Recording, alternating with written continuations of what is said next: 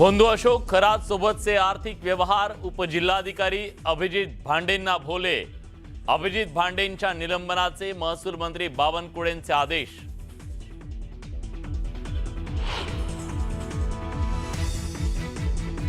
रुपाली चाकणकरांची गेल्या 8 तासांपासून ईडी चौकशी। खरातच्या शिवनिका ट्रस्ट मधल्या आर्थिक व्यवहारांबद्दल चाकणकरांची चौकशी।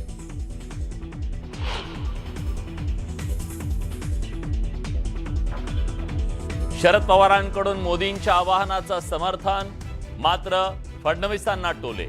वाहन कमी केली पण त्यात सातत्य ठेवा म्हणत टोचले कान।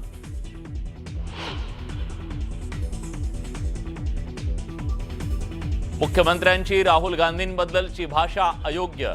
आपली स्टेटमेंट नागरिक गांभीर्याने घेत असतात म्हणत पवारांनी लगावला टोला।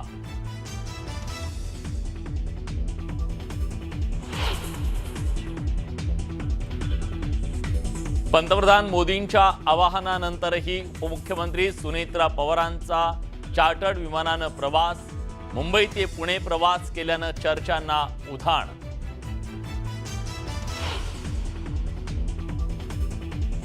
राष्ट्रवादीच्या आनंद परांजपेंचा राजीनामा। 14 वर्षांचा प्रवास तिथंच थांबवतो, लवकरच नवीन सुरुवात करेत म्हणत केली पोस्ट। नीट प्रकरणात लातूरमधून निवृत्त प्राध्यापक पी.व्ही. कुलकर्णींना घेतलं ताब्यात। चौकशीतून आणखी खुलासे होण्याची शक्यता।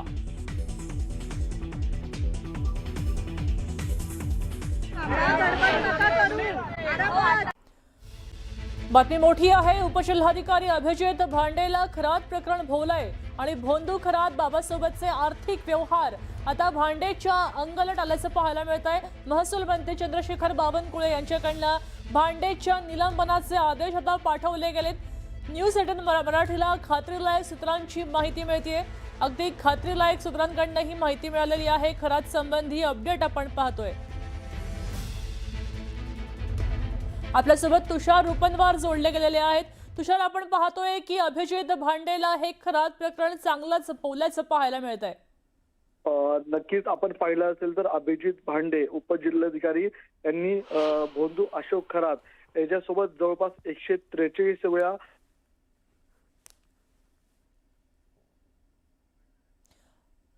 तुषार, तुमचा आवाज आमच्यापर्यंत पोहोचत नाहीये। आपण पाहतोय की न्यूज 18 मराठीला खात्रीलायक सूत्रांकडनं माहिती मिळतेय। उपजिल्हाधिकारी अभिजित भांडे याला हे खरात प्रकरण चांगलंच भोवल्याचं पाहायला मिळत आहे। बावनकुळे यांच्याकडनं आता भांडेंचं निलंबनाचे आदेश जारी झालेले आहेत। बावनकुळेंनी आता भांडेंचं निलंबन व्हावं असे आदेशच दिलेले आहेत। आपल्यासोबत तुषार रुपनवार पुन्हा जोडले गेलेले आहेत। तुषार, महसूल मंत्री चंद्रशेखर बावनकुळे यांनी उपजिल्हाधिकारी अभिजित भांडे यांच्या निलंबनाचे आदेश दिलेले आहेत। अभिजित भांडे आणि भोंदू बाबा अशोक खरात या दोघांमधलं फोन कॉलचं रेकॉर्ड हे समोर आलेलं होतं। त्यानंतर स्वतः महसूल मंत्री चंद्रशेखर बावनकुळेंनी या संदर्भातली चौकशी केली आणि अखेर आपल्याला त्यांचे निलंबनाचे आदेश देताना पाहायला मिळतात। भोंदू बाबा अशोक खरात आणि अभिजित भांडे डेप्युटी कलेक्टर यांचे संबंध होते असं आपल्याला सामाजिक कार्यकर्त्या अंजली दमनिया यांनी यापूर्वी देखील म्हटलं होतं। मात्र आता जे त्यांचे फोन कॉल्स डिटेल्स समोर आलेले आहेत त्यानुसार जवळपास 143 वेळा या दोघांमध्ये संभाषण झालेलं आहे। 143 पैकी 83 वेळा स्वतः अशोक खरात यांनी या डेप्युटी कलेक्टर अभिजित भांडेंना फोन केलेला आहे आणि जवळपास दोघांमध्ये 10,307 सेकंदांचं आतापर्यंत आपल्याला कम्युनिकेशन झाल्याचं पाहायला मिळतंय। त्यामुळे आता अभिजित भांडेंना खरात प्रकरण भोवल्याचं पाहायला मिळतं। महसूल मंत्री चंद्रशेखर बावनकुळेंनी आता त्यांना या संदर्भातलं सस्पेंडची ऑर्डर दिलेली आहे। या प्रकरणामध्ये आणखीन काही तपशील समोर येतात का याकडे देखील ते चौकशीच्या पाहत आहेत। नक्कीच तुषार, धन्यवाद सविस्तर माहितीसाठी। आपण पाहतोय की उपजिल्हाधिकारी अभिजित भांडे यांचे खरात सोबत 143 वेळा फोन कॉल झाले होते। आपल्यासोबत सध्या अंजली दमानिया जोडल्या गेलेल्या आहेत। अंजली ताई, आपण पाहतोय की आता उपजिल्हाधिकाऱ्यांचं नाव सुद्धा यामध्ये गौलं जात आहे। 143 फोन कॉल झाले होते। ऍक्च्युली हे जे अभिजित भांडे पाटील आहेत ते प्रचंड प्रमाणात खरातांना मदत करत होते। त्यांचे आणि आर्थिक व्यवहार म्हणा, आत्ताच्या घटकेला मला अशी माहिती मिळतेय की कल्पना खरात आणि हर्षवर्धन खरातला सुद्धा गायब करण्यामागे सुद्धा हा व्यक्ती होता. आणि याचा मी रेव्हेन्यू मिनिस्टरकडे, महसूल मंत्र्यांकडे तसं एक पत्र देखील दिलं. त्याचे सगळे कॉल डिटेल्स दिले, त्याचे फोटो दिले खरातांबरोबरचे. आणि सातत्याने मी ती मागणी केली होती की अशी माणसं रेव्हेन्यू डिपार्टमेंटमध्ये राहणं अतिशय चुकीचं आहे. आणि आता SRAचे हेड म्हणून सुद्धा जी घाण कामं केली असतील ती सुद्धा त्याच्यावर विचार झाला पाहिजे. आणि अशा माणसाला एका मोठ्या पदावर ठेवणं हे चुकीचं आहे. त्यांना तात्काळ तुम्ही सस्पेंड करून इन्क्वायरी करा. आणि त्याचे सगळेचे सगळे माझ्याकडे होते, ते डिटेल्स मी रेव्हेन्यू डिपार्टमेंटला दिलेले. अंजलीताई, आपण म्हणताय की त्यांनी आता खरात यांच्या पत्नीला सुद्धा गायब करण्यामध्ये महत्वाची भूमिका बजावली आहे, त्याचबरोबर खूप मदत केली आहे. नेमकं याच्याबद्दलचे काही पुरावे तुम्ही सांगू शकाल का? माझ्याकडे आता जे जे पुरावे होते ते सगळे मी तेजस्वी सातपुते मॅमना आणि जेवढे जेवढे संबंधित अधिकारी आहेत तुमच्याकडे पोहोचवलेत. आता इतर जी माहिती आली होती ती देखील मी आता ईडीच्या कामाची जी माहिती होती ती आज संध्याकाळी मी ईडी पर्यंत सुद्धा देणार आहे. तर मला अतिशय राग येतोय की ह्या अभिजित भांडे पाटील म्हणा, रुपाली चाकणकर म्हणा, अशा माणसांमुळे खरात मोठा होत गेला. ठीक, नक्कीच धन्यवाद सविस्तर माहितीसाठी. आपण पाहतोय की दमानिया यांनी सुद्धा अनेक गंभीर आरोप यांच्यावर केलेले आहेत. या भांडेनंच खरातच्या पत्नीला सुद्धा पळून जाण्याला मदत केली अशा प्रकारचा आरोप आता होतोय. आपण पाहतोय एकूण कॉल किती होते, तर एकूण 143 कॉल आले होते. इनकमिंग कॉल होते 83 आणि आउट गोईंग कॉल होते 60.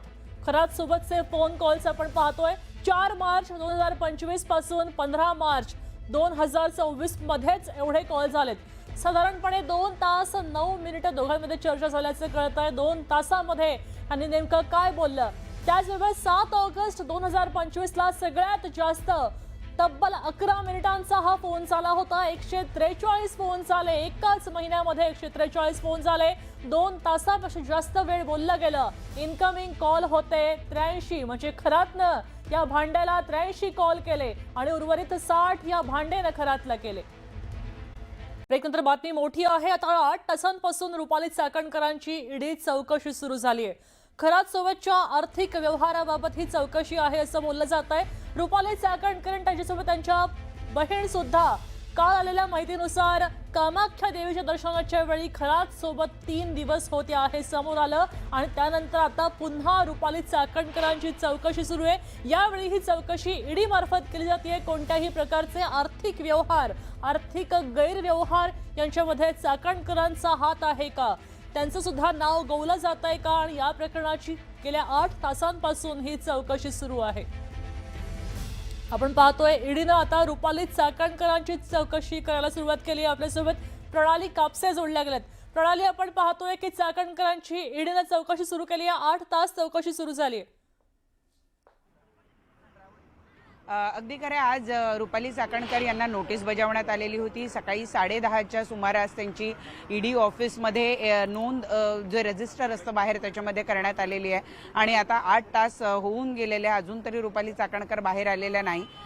शिवाय त्यांची चौकशी पूर्ण झालेली आहे किंवा नाही याबाबत अधिकृत अशी कुठली माहिती मिळालेली नाही आहे. रुपाली चाकणकर यांची बहीण प्रतिभा चाकणकर हिला काही दिवसांपूर्वी ईडीनं चौकशीसाठी बोलवलं होतं. त्यावेळेला त्यांची 6 ते 7 तासाच्या जवळपास चौकशी झालेली होती. त्यानंतर आता रुपाली चाकणकर यांना सुद्धा बोलवण्यात आलेलं आहे.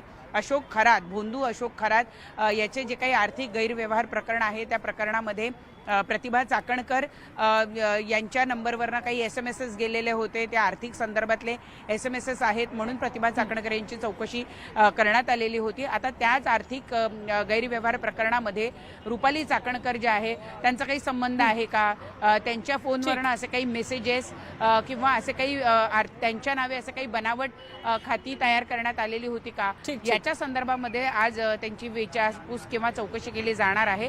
आणि माहितीसाठी प्रणाली, आपण पाहतोय की 8 तास चौकशी सुरू झाली आहे. लवकरच त्याच्याबद्दलची माहिती समोर येईल.